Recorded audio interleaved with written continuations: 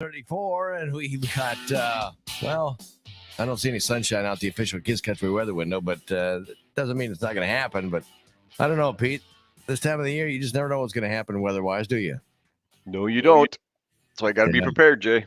that's right. And we'll get to that winter driving stuff here in just a matter of moments. But first, what's wrapping up? Is there anything even going on right now, construction-wise? The only thing we've got going is on the Highway 18 resurfacing project west of Britt. They're finishing up cutting and rumble strips and painting and grooving. But that should be done by the end of this week. And that's pretty much it. So, yeah, it's pretty much a bow put on the construction season. Now, question about that painting. When that paint goes down, if it just went down, say 5 minutes ago, and somebody's driving, you go to pass another car, is that going to get to my tires and get on my car? It shouldn't. It's usually coned off until it's dry. If you go around the cones, if you drive where you shouldn't be, yeah, then there's a possibility. But the contractor is supposed to have it coned off and protected until it's dry. Okay, I've always wondered that. Well, because once in a while you'll see a paint thing, and they have like another car behind it or another truck behind it. Sure. You're wondering. Now there's usually a couple of them that are behind it warning people. Yes, that's why I never pass it. So I'm like, That's I don't a want to. smart move. I don't want to get that or overspray, Pete. You can get some Sure. overspray just by driving by it, huh? The overspray is pretty much contained. You look at those lines and they're pretty sharp. They keep that nozzle pretty close to the ground. I mean, if there's extremely windy conditions, they won't paint because of that concern. But Right. yeah, they do a pretty good job of containing that. And like I said, as long as you stay where you're supposed to and don't be jumping through cones or getting impatient, you will be all right. Okay. All right. Well, it's good to know, Pete, because I've always wondered that all these years, and I never had the opportunity to ask you until just now. It popped in my head. Well, that's what we're here for. Right? Pass it on information. The other thing too, just and people have probably noticed this, we've been doing this for several years, but we groove in the paint lines whenever possible, so they last longer. The snowplows don't scrape them off because they're just a very little bit below the other surface, and that has really helped as far as preserving the paint lines and making them last longer. Another thing too, Pete, when you're talking about scraping the roads, what about some of these? I don't know how many we have around here, but like you go on the interstates and things like that, you see like those little reflectors in the road. Are those like, how do they not get scraped off? I don't think you see them here. We No. don't use them because of that reason. Oh, really? Yeah, you're going to see them maybe in places like Arizona and Florida where they don't have snow plows, but no, we do not use those because of that exact reason. They will get scraped off. Maybe I'm thinking down in Nashville area. Yeah, that could be. And it's I'm going possible the wrong way. that maybe there was something used, I don't know, in some work zone setup or something that would be removed, but no, we do not use those because of that exact reason. The plows would end their life cycle pretty quickly. It looked good in the summertime though, Pete, I'll tell you. Sure do. Yeah. Yep, they sure do. I was for some reason I was just thinking like Minnesota, but I'm going with that's a dumb idea. But yeah, Sometimes you will see them, and I don't even know exactly what they're called, but they're almost like little pieces of cardboard. They're not cardboard, but paper, that reflects. And yeah. you'll see that like in work zones or where they're getting ready to paint in some places. But like I said, those aren't there for any type of permanent fix. They're just there temporarily because, like we said, the plows would remove them pretty quickly when it comes to time to clean the snow and ice from the roads. Yeah, interesting stuff. Pete talks with us every Tuesday at 7:40 to find out what's going on with the construction. That's normally obviously in the summertime, and then of course we make our transition to the wintertime, and when all of that and the snow plows are ready to go for the big winter that we're supposed to have, maybe. We'll see. The best forecast is see what happens the next day.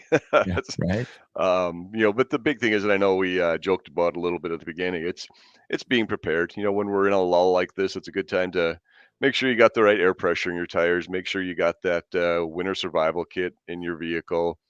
Make sure you've got familiarity with the 511IA website or the app. Yesterday we had some wintry mix in the morning that made things a little tricky if you weren't ready for it. I know Thursday there's a chance of a storm system moving through, so the stuff's out there. The stuff's going to be here. It's winter. So, like I said, this is a really good time to make sure you're prepared and make sure you're ready. So when it does hit, you are as safe as you can be. Well, and another thing too to remind, and I remind my kids still to this day too, and I still get the same response to this day as well, Pete. It's the I know, Dad.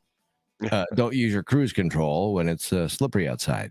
Yeah, that's exactly right. You hit a patch of ice when you're in cruise control, and that can end badly. So, yeah, if there's any chance of ice on the road, stay away from cruise control. Yeah, and then of course not only that, but too like the overpasses and bridges and things like that. And down on what 19th Street, there's a one. There's up on what 12th Street up that way, another bridge. Those can get a little bit slippery here. That's right. And even areas that are shaded, where the trees Yeah, block the sun from hitting the road in the morning, you can really get frost buildup on those. And when the conditions are right for frost, we do send our crews out and put salt brine down on the roads to hopefully keep the frost from forming. But again, nothing is fail proof in the winter, so be aware of those areas. yeah. Just drive safe and drive smart. Again, we've all known now that we can all work from home. So if you don't have to go to work and the weather is bad, but you got work to do at work, well, then just stay home and do it. It's a very good option when the weather turns bad and when the roads get to the point where you shouldn't be out on them. Yes, if that option is available, it's a really, really good choice. Yeah, exactly.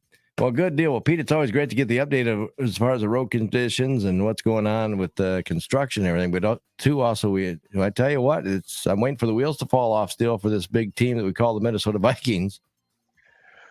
They've got something going this year. I know you and I have talked before. I'm not a huge fan of the Ed Donatel offense where you just let them get yards but not points, but it's worked. It's Yeah, worked. But the funny thing is throughout the league, I don't know, I shouldn't say throughout the league, but as far as like the media and stuff like that, they're not getting a lot of respect. no. They're 10-2, and I didn't realize this, but actually my nephew sent me something last night that this week they're a 1 point underdog in Detroit. Go Detroit's figure. favored to beat Minnesota this weekend. Well, I tell you what, they scored a lot of points the other day. Oh, Lions did. Detroit's offense is really impressive. No, I am no way, shape, or form. In fact, I told somebody yesterday at work that I would not be surprised if we lose all three of our road division games because we still have to play at Chicago, Detroit, and Green Bay. I hope we don't, but there's still, you know, I wouldn't be surprised just because those teams, Green Bay's playing much better. Chicago's struggling a little bit, but they can be pretty explosive as well. But like you mentioned, Detroit's won 4 or 5. They had us by 10 in the fourth quarter earlier Yeah, in the season. Yeah, they're going to be ready. yeah. It's like an arm wrestling match. They can just slam that arm down coming up on Sunday. Yeah, the only thing is, and it's again Donatel's approach, make them work the ball down the field because they're going to make a mistake, and that's what's happened. And again, we talk about it. You can call it lucky, you can call it whatever you want, but you're only lucky if you take advantage of the breaks you get. And the Vikings seem to be doing that so far. So I'm just going to enjoy it. Some sports shows yesterday. I was watching that in my kitchen in the dining room area, and they were talking about how the Vikings, again, like you said, they don't get any respect at all. They're saying the Vikings they're good, but they're just not good enough because there was mentions of the Super Bowl, Sure. and they said, yeah, they're good, but they're not that good type deal. As much as I'd obviously like to see them there, I don't feel our defense is Super Bowl ready. I think our offense is, if it can be a little more consistent. Obviously, we need Darisaw back, that our left tackle. Him being out isn't real good, but Brandel stepped up and played pretty well. But it's just fun to see the different atmosphere the team Yeah. seems to have, and they just seem to be out there having fun and playing. And obviously, winning is a lot more fun. But it's been a fun season so far. The one thing that I didn't realize that I saw yesterday is even though they're 10-2 and not getting any respect, they have played the ninth toughest schedule in the NFL this year. Really? And as far as games remaining, they have the easiest schedule remaining of any team in the NFL. And those are the Now, ones we're going to lose. yeah, exactly, exactly. We'll see how it plays out, but yeah, they don't have to respect them. they've still got 10 wins, and it's been a lot of fun. Yeah. Little tough on the heart. I'm probably a lot grayer than I was in August, but whatever. Of course, I've been getting into a little bit of sports betting, because a lot of guys in the neighborhood and stuff do all of Sure. that, and just fun little bet, like a quarter here, 50 Right. cents, whatever. So I had my grandson pick out some games this past weekend, and he got did a 12 leg parlay. So those of you know what that is, that's a lot of games you got to get right in order to win. And the grandson, he went through. I skipped a couple of different teams because he was back and forth. For some reason my kids and grandkids are getting into the Kansas City Chiefs. Well, I'm like, and they played the Bengals this past weekend. And I asked my grandson, I said, so who's going to win this one? We're going through all the teams. And he's like, well, Bengals. I said, are you sure? Because he's a big Chiefs fan. Not the Chiefs, but the Chiefs fan. Oh, okay. And that's what he says. And then he was back, and he said the Chiefs. And then I go, wait a minute. I said, are you sure? Who's going to win this game? He goes, Bengals. I go, okay, we'll skip that one.